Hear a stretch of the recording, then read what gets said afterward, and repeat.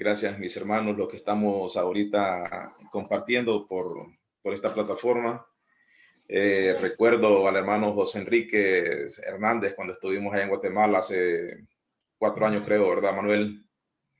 Sacando el CNM y bueno, a los demás que no nos hemos visto personalmente, como decía mi hermano de Ecuador, mi comandante en Ecuador, pero nos conocemos en espíritu. Yo llego a un lugar, hace unas 2 semanas hablé con como el director nacional de Brasil.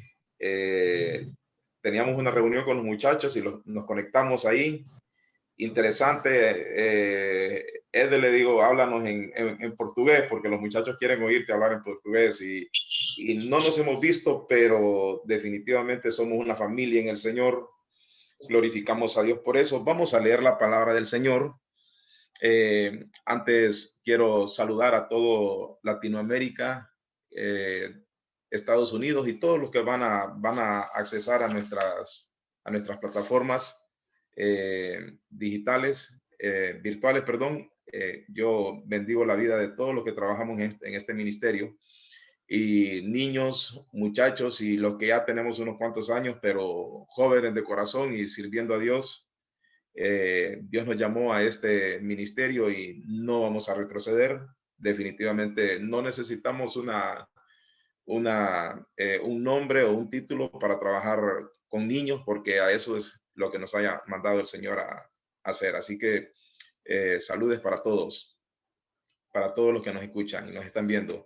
Vamos a leer en el libro de Marcos, en el capítulo 3, en el versículo 13, dice la palabra del Señor: después subió al monte y llamó así a los que él quiso, y vinieron a él, y estableció a 12 para que estuviesen con él y para enviarlos a predicar, y que tuviesen autoridad para sanar enfermedades y para echar fuera demonios. Leí Marcos capítulo 3, versículo 13, 14 y 15. Vamos a hablar sobre las condiciones de un liderazgo eficaz. Dios nos ha llamado, amados hermanos, eso lo sabemos, eso lo entendemos y eso lo creemos. No podemos estar en un ministerio donde el Señor no nos ha llamado para trabajar en él. Recuerdo que en el ministerio de alabanza a veces ellos están ensayando y me dicen: hermano Helio, venga, tóquenos un poquito batería. Usted fue el primer batero allá a finales de los 80, principios de los 90. Cuando llegó la primera batería, me acuerdo que yo me puse a tocar batería. Yo fui el batero en ese tiempo y me dice mi hijo que hoy toca batería: papi, véngase para acá, me dice, y toquemos batería, me dice. No me llama la atención. No tengo ninguna, ni la más mínima deseo de agarrar las baquetas e ir a tocar la batería, porque no es lo mío. Lo hice en un tiempo que no había batero, entonces dije yo, bueno, voy a llenar este espacio, pero yo no me sentía cómodo, yo no era lo que yo quería. Salíamos a otras iglesias al interior del país, pero bueno, Dios nos ha llamado a cada uno de nosotros para hacer un trabajo específico, y a veces los llamados son muy singulares y muy característicos, o a veces son llamados generales. Por ejemplo, Dios llamó muy singularmente a Moisés, y fue una experiencia extraordinaria cuando vio arder la zarza y cuando oyó la voz de Dios, y eso fue impresionante para Moisés. Pero yo creo que cada uno de los que nos está escuchando puede recordar cómo Dios nos llamó de diferentes formas, pero Dios tiene un llamado para cada uno de nosotros. ¿Qué tipo de llamados o qué tipo de llamado le hizo el Señor a usted? ¿Dónde está usted trabajando? Si en lo que el Señor lo quiso poner, o donde usted quiere estar. Muchos quisieron seguir a Jesús y le dijeron: Señor, yo quiero servirte, yo quiero seguirte. Y Jesús les dijo: vete donde tu familia, o ve donde los sacerdotes. Pero dice la palabra del Señor que Jesús subió al monte, dice, y llamó así a los que él quiso. Mire qué interesante esto. Dios tiene un llamado y tiene un trabajo para cada uno de nosotros. En esta ocasión, Jesús dice en el libro de Lucas, hablando del mismo texto, dice que cuando ya era de día, después de que él subió al monte, al día siguiente, cuando ya era de día, llamó a sus discípulos y escogió a 12 de ellos y les llamó apóstoles.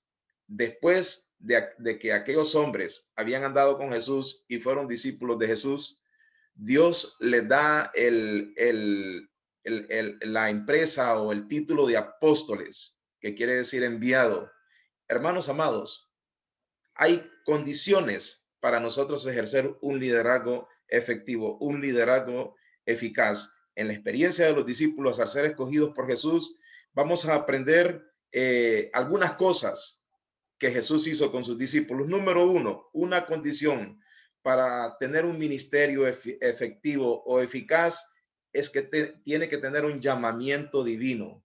Mire, hermanos amados, muchas veces nos ponemos a hacer cosas que no nos conviene o que no debemos de hacer en los ministerios de la iglesia. A veces yo quiero estar en un lado, pero el Señor nos ha llamado a hacer un trabajo en específico. Yo oía a los predicadores cuando yo era joven que decían, usted tiene que identificar a dónde Dios lo quiere poner. Dice la Biblia que nosotros somos un cuerpo y cada uno de nosotros miembros de ese cuerpo con funciones diferentes. Y a veces nosotros decimos, pero es que yo quiero ser como fulano de tal, como el de alabanza, como el comandante de exploradores o como el maestro de escuela dominical, pero el Señor nos tiene un ministerio y Él es el que nos da o nos manda al lugar específico. Debemos de tener un llamamiento. Hermanos amados, uno de los, dice la Biblia que Él llamó a los que Él quiso. Él seleccionó. Yo siempre me pregunté, yo le decía a Manuel, ¿cómo es posible que el Señor me haya llamado a mí para trabajar con niños? Y definitivamente, hermanos, estar a la par de jóvenes y niños, esa es mi vida, eso es lo que yo deseo hacer. Eso es lo que anhelamos hacer, estar con ellos, mentorearlos, darle la palabra del Señor y de repente no somos evangelistas, de repente no tenemos otros ministerios de repente tan significativos, pero estamos trabajando con niños, estamos impresionando la vida de los niños. A veces nos confundimos con algunos líderes no quieren trabajar o están trabajando en exploradores, pero no llenan las expectativas. Entonces debemos de entender que de repente el Señor los quiere poner en otro lugar, no solo porque crecieron en exploradores del Rey. Si ellos están en la iglesia, estamos alcanzando el objetivo de mantenernos en la iglesia, pero debemos de ayudarles a ubicarlos en el ministerio que el Señor los quiere tener. Dios llama a quien Él quiso. Y esta, hermanos, tiene algunas cosas importantes. El llamado de Dios tiene cosas importantes como la obediencia. Y dice la palabra del Señor ahí de que vinieron a Él, dice la Biblia. Ellos obedecieron la voz de Jesús. Cuando Jesús los llamó, dejaron de hacer lo que ellos estaban haciendo y obedecieron la voz de Jesús y vinieron a Él. ¿Cuántos de nosotros el Señor nos ha llamado y estamos renuentes para obedecer la palabra de Él? La voz del Señor. Yo quiero tenerte en algún lugar, pero nosotros corremos para estar en otro. Entonces debemos de obedecer la voz de Dios. Número dos, otra condición importante para ejercer un ministerio es que tiene que estar respaldado y tiene que estar establecido por Dios. Dice, mire, el versículo 14 dice, y estableció a 12, dice, para que estuviesen con él, respaldados y establecidos. Cuando nosotros hablamos de estar establecidos, hermanos, Dios establece en el capítulo 4 de Efesios, versículo 11, dice, y él mismo constituyó a unos apóstoles, a otros profetas y a otros evangelistas y a otros pastores y maestros. Dios constituye, mire qué interesante, Dios nos establece. Hermanos, a veces nosotros nos preocupamos cómo vamos a llevar nosotros este ministerio. Estamos en un tiempo difícil, hermanos, a nivel mundial, todos, desde el Cabo de Hornos en Chile hasta donde llega a México, allá en las fronteras arriba o Estados Unidos, estamos entendiendo la dificultad que tenemos con nuestros jóvenes. Yo sé que todos los pastores tenemos un problema en la mente. Estamos perdiendo nuestros jóvenes. ¿Qué vamos a hacer para rescatar nuestros jóvenes? Yo a veces, en las reuniones de pastores que tenemos, hace poco tuvimos una reunión de presbiterio general donde estaban todos los presbíteros ejecutivos de región y de zona con el superintendente, y hay una preocupación grande en las ciudades donde tenemos más fuerte el COVID y donde las variantes nos tienen preocupados. El Señor va a darnos a cada uno de nosotros las herramientas necesarias. Yo le dije, Señor, orando al Señor, yo le he dicho, Señor, la iglesia es tuya, la iglesia no es mía. Yo no puedo hacer lo que no puedo hacer, pero yo voy a hacer lo que esté en mis manos hacer. Y a veces tenemos reuniones los domingos en la iglesia y yo me voy a dar una vuelta en el momento de la reunión porque no miro una cantidad o un segmento de jóvenes y me voy a las canchitas y las miro llenitas de jóvenes. Cuando les digo llenas, es que yo creo que si contamos hay más de 300 o 400 jóvenes en la zona donde yo vivo, solo en la comunidad donde yo vivo. Y miro muchos jóvenes de la iglesia jugando pelota. Y entonces digo yo, pero los jóvenes no están, no están hacinados, no están en las casas. Es mentira, ahí no andan mascarilla, no usan todos los sistemas de bioseguridad, ellos andan jugando. Pero ¿por qué entonces a la iglesia sí ponemos restricciones para abrirlas y no tener reuniones? Y hemos tenido que ir a hablar con algunos pastores. En nuestra iglesia nosotros establecimos reuniones, y no voy a decir que tiene que ser en todas las iglesias, pero y hemos medido cada 2 metros la distancia de los muchachos. Lo que hacemos ahora es alquilar locales, llevar buses, sacar a los exploradores a 5 cuadras de donde están los pioneros, los seguidores en otro lugar, los navegantes en otro lugar, en lugares amplios, muy amplios, y decidimos que tenemos que tener reuniones con exploradores. Yo perdí mi madre en enero y un sobrino 15 días después. En menos de un mes yo perdí dos familiares muy cercanos. Mi sobrino tenía 34 años y mi madre el 6 de enero murió. Y dije yo, bueno, yo la atendí, Señor, si me toca irme, yo me voy a ir. Pero no puedo dejar ni a mi sobrino ni a mi madre sin atenderlos. Yo los estoy atendiendo. Hermanos, debemos de tener todas las medidas y tenemos que tener cuidado, porque no estoy diciendo de que nos vamos a ir que vamos a ser irresponsables, pero el Señor nos ha llamado y Él nos ha establecido. Y yo creo que la iglesia no debe estar, no debe estar cómoda. La iglesia debe de moverse, debemos de tener reuniones locales de oración, debemos de tener reuniones de ayuno, debemos de tener, de incomodar esa pasividad que el enemigo quiere tener a la iglesia, y no vamos a permitirlo porque el Señor nos ha establecido. Él ha puesto a funcionar los ministerios.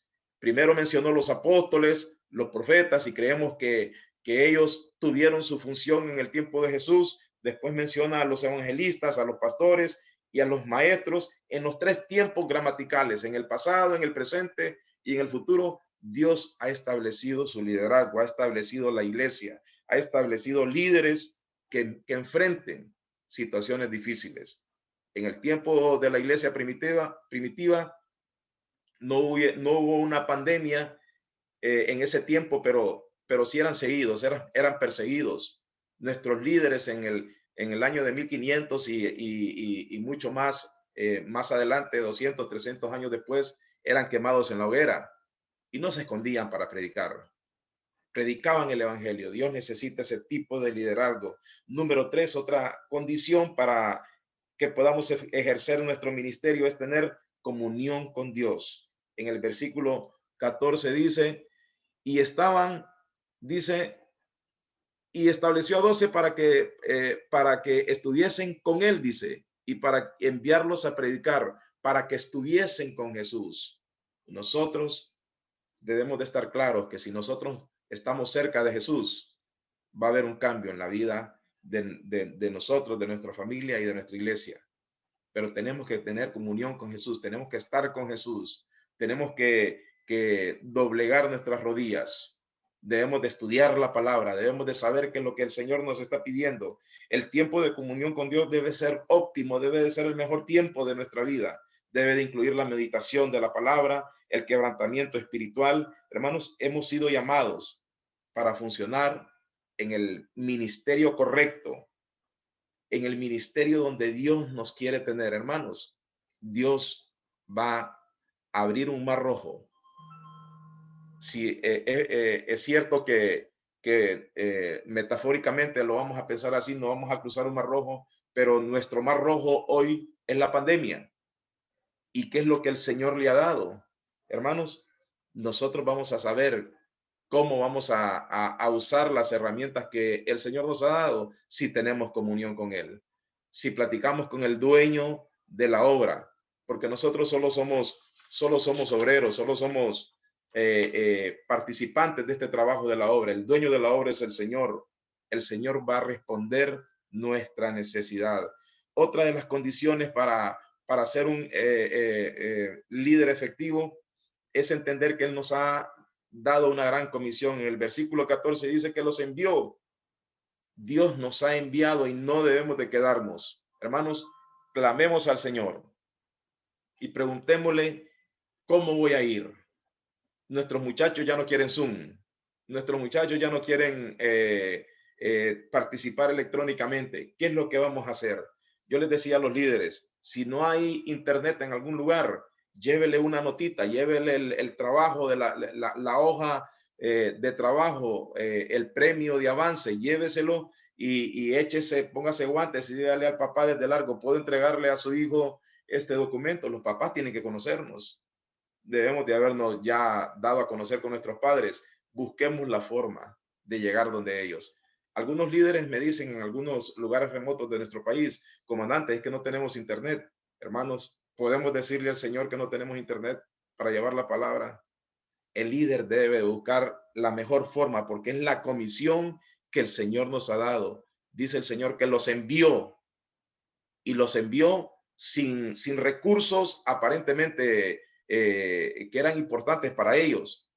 Los envió con el poder de su Espíritu Santo. Y nosotros tenemos el Espíritu Santo de Dios y Él nos va a dar la herramienta necesaria para llegar a Él. Pero tenemos que entender que hay una comisión. Y por último, la última condición para tener un ministerio eficaz es la autoridad que el Señor nos ha dado. En el capítulo 3 de Marcos 3:15, perdón, el versículo 15 dice, y que tuviesen autoridad para sanar enfermos y para echar fuera demonios. Dios nos ha dado autoridad. Dios no nos ha dado un espíritu de cobardía, sino que de autoridad y de dominio propio, dice la palabra. Y hay dos tipos de autoridad en el reino de Dios y debemos de entenderla. Hay una autoridad espiritual que se obtiene por un nombramiento y está la autoridad que se obtiene, hermanos, por medio de la presencia de Dios para ministrar. La autoridad, hermanos, que Dios nos ha dado para llevar la palabra, para llevar el mensaje a esas almas necesitadas.